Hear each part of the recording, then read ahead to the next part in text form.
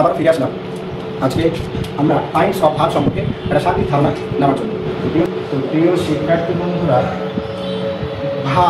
Verb হচ্ছে এমন একটা বিষয় যে বিষয়টা না জানলে আমাদের ইংরেজি বলা লেখা কোনো কিছুই সম্ভব হবে। অর্থাৎ একটা মানব দেহে যেমন প্রধানমন্ত্রী হিসেবে মস্তিষ্ককে আমরা ধরে নিতে পারি, ঠিক সেইভাবেই একটা ভার্বের অবস্থান হচ্ছে একটা বাক্যে ঠিক প্রধানমন্ত্রীর মতো। কারণ ভার্ব ছাড়া একটা বাক্যকে কখনোই কল্পনা করা সম্ভব নয়। তো এই দৃষ্টিকোণ থেকে আমাদেরকে দেখতে যদি যাই, তাহলে ইংরেজি এমন একটা বিষয় যে বিষয়টাকে রণে বনে জল জঙ্গলে যেখানেই যায় না কেন সেখানেই আমরা কিন্তু ইংরেজির বিস্তার বা বিচরণ দেখতে পাই। পৃথিবীর এমন কোনো কান্ট্রি নেই যে কান্ট্রিতে মানে ইংরেজির সাবলীল বিচরণ নেই। তো এই অনুপাতে যদি আমরা ভেবে থাকি, তাহলে আমাদেরকে ভার্ব সম্পর্কে একটা সার্বিক ধারণা প্রিয় শিক্ষার্থী বন্ধুদেরকে আজকে দেওয়ার চেষ্টা করছি। তো চলো শুরু করি। যে টাইমস অফ ভার্ব অর্থাৎ ভার্বের প্রকারভেদ।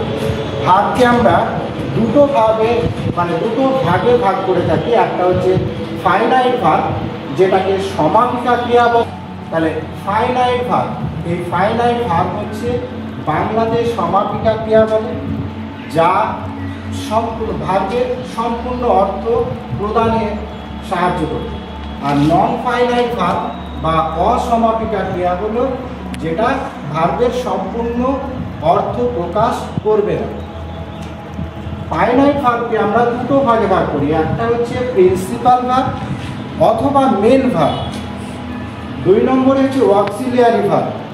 অক্সিলিয়ারি ভার্ব সম্পর্কে আমরা অলরেডি এর আগে একটা ভিডিও আপলোড করেছি।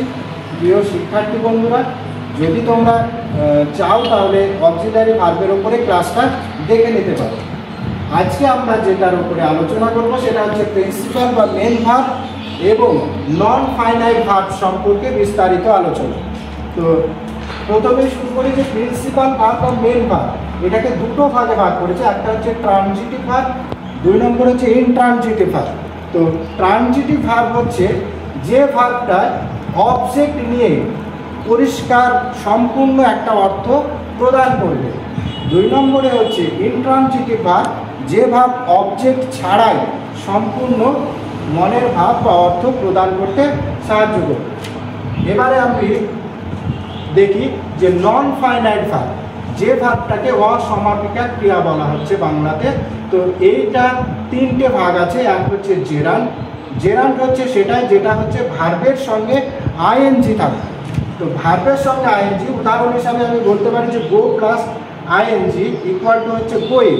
তাহলে এই গোয়িংটা হচ্ছে এখানে জেরান্ড, অর্থাৎ verb plus ING equal to gerund. দুই নম্বর হচ্ছে ইনফিনিটিভ। ইনফিনিটিভ হচ্ছে সেটাই যেটা হচ্ছে ভার্বের আগে টু নেবে।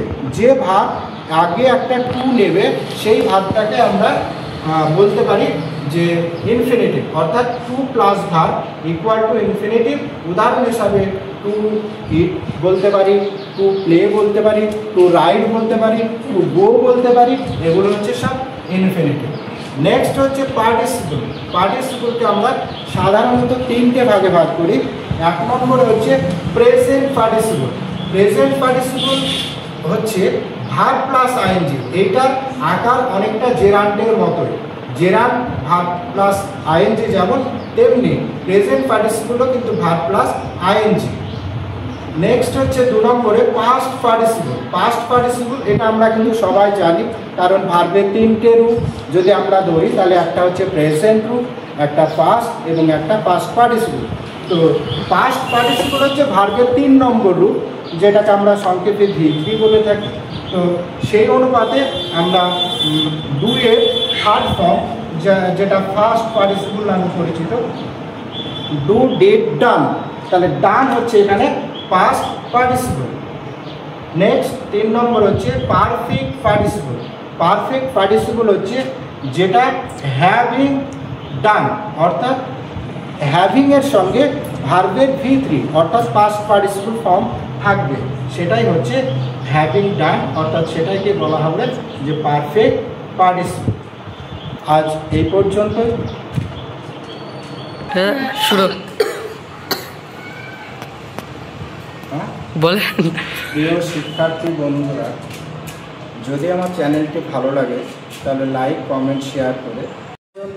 প্রিয় শিক্ষার্থী বন্ধুরা, আমার এই ভিডিও যদি ভালো লাগে তাহলে তোমরা লাইক, কমেন্ট, শেয়ার করো এবং সাবস্ক্রাইব করে পাশে থাকা বেল আইকনের অল নোটিফিকেশানে ক্লিক করে আমার সঙ্গে থেকো, যাতে পরবর্তী ভিডিও আপলোড করার সঙ্গে সঙ্গেই তোমাদের কাছে সবার আগে পৌঁছে যায়। Thank you for my watching video.